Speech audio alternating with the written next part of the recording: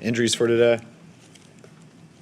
Guys will be limited. We got Raheem, Juice, McGlinchey, Staley, D. Ford, and Selleck's coming back, so he'll be limited his first day back with reps. Guys who won't practice, Kello, Kittle, Toyolo, and Gold. What is Kittle's situation? Just day-to-day, hoping he can play this week, but we'll see. It's going to probably not be a decision until the end of the week. Is it like a bone bruise, or what's this? It's something on the knee and ankle. So he's got two things in both areas, and we know Kittle's a very tough guy, so he was able to come back in that game, but something we're not going to know until the end of the week. You guys had that MRI on it? Yeah. Did it come up clean? Yeah, I mean, there's issues. So, yeah, he's got things in his knee and leg, or ankle, so we'll see. Are you surprised Kello is not more active right now? Not really. I mean, I would have been a few weeks ago, but he had that setback. I don't know, 10 days ago or something like that. So we knew it was going to come down to this. He was able to do a little bit, just rehabbing this weekend. I think he'll get out there tomorrow, but we're still holding him today. What about Trent Taylor? Where do things stand with him? Same as I said last time. I think we have a decision that we can bring him back by Baltimore, but it's not looking likely right now. I mean, not looking likely that you'll bring him back, or that he'd be available between now and the end of the season? No, if he was able to come back and 100% healthy, there's no doubt we'd bring Trent back. But he's had some setbacks in his injury, had an infection with it too, so he had to start that over. So it's just cost him some time. What about Jalen Hurd? He was out on the field on Tuesday. Yeah, he's still on. I mean, I think he's got a chance to come back, and the first time we can activate him to practice, I think, is next week, Arizona week. So we'll see how this week goes, and we'll make that decision next week. If he's not ready by then it'll be week to week to give him that chance to open up that 3-week window. How encouraged were you by what you saw from Jimmy on Thursday in the context that, you're going to be going against some better offenses, some better quarterbacks over the second half of the schedule, and you might need more performances like that from him down the stretch? I was very impressed. I thought he played his best game of the year, made a lot of really good throws in rhythm, and made a lot of off-schedule throws where he had to move in the pocket and generated some plays on his own. So it was a very impressive game, and it would have been very tough to win that game if he didn't play that way. How does playing on Monday Night Football add to the excitement and intensity of this game against the Seahawks in the rivalry? I think you get used to it as a coach and player. Once the game starts, it's your routine's different, being at night and things like that, being on a different day. But once the game starts, you want it to feel the exact same, and I think people have done it. It does. Playing on last Thursday, it's really the same thing going on Monday night. I feel like, me personally, and I think guys who've done it, I think the neatest thing about it is that's the one time that all your peers really get to watch it also, the other coaches and players in the league, which it's always cool to be on national TV for the whole world and stuff, but I think it's special when the whole league gets to watch it too. You talked about maybe changing philosophically a little bit because of what the defense was able to do. How much of that, too, was just the fact that Garoppolo was coming off an injury and maybe you didn't want to put too much on his shoulders early on? You're talking about through the whole year? Yeah. You always take that stuff into account, but, every game you do what you think you got to do to win the game. So it's everyone has an ideal plan on how they'd ride up, how they want each game in the season to go, but each game, each quarter is different. You try to feel the game out. What is it going to take to win? How are you playing on offense, defense, and special teams? How's your quarterback playing, your O-line, your D-line? You think of it all, and you make decisions accordingly to whatever you think is going to give you the best chance to get it done.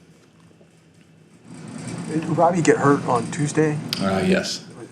Are you expecting long-term? No, I think he's got a chance to play Monday. And if not, we expect him back the following week. And what do you know about your new kicker? I know he's a rookie. I know he was 6 of 9 on his attempts. I think he was Big Ten Player of the Year or something like that. But I know he's, according to our John and all the guys upstairs, and according to Hightower and our special teams guys, he's the best one available, and I'm excited to have him here. What's the addition of Josh Gordon do for Seattle, and how much do you expect? I don't really know. I know the fact that they brought him in, they want to get him out there, so it depends where he's at in their scheme and knowing their offense. And so I'm not going to be surprised at all if he's out there. Josh is a good player. Got to spend a year with him, and I know they're happy to have him on their team, and but we're ready for anything. We'll see how it goes. A little bit about what makes Russell Wilson so special and how he just keeps getting better and better every year.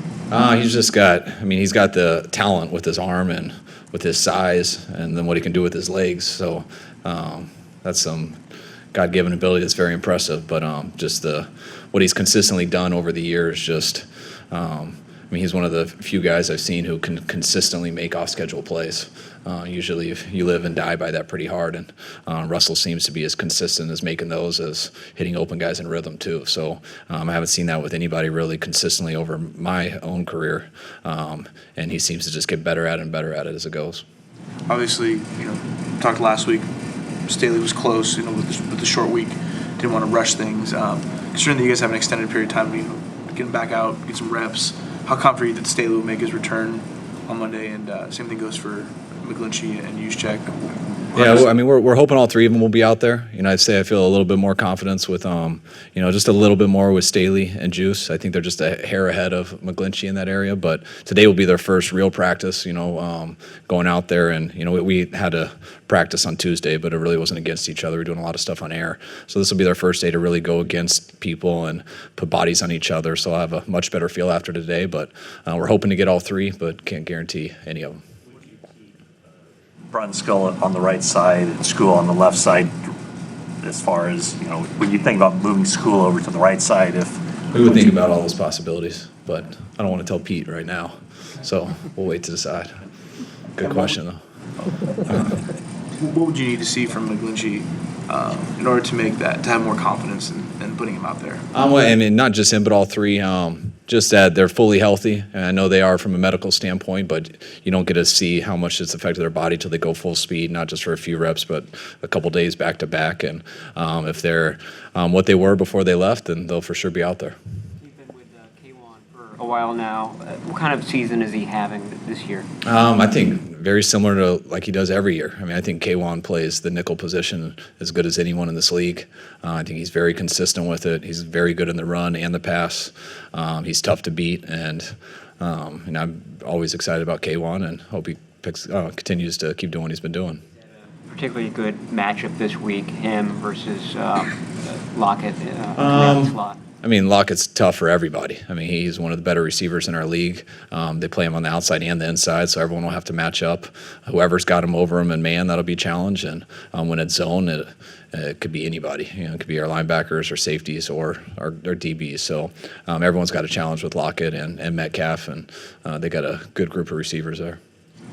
We've seen offenses, kind of change how they operate. Maybe less pass rush, more screens and quick passes.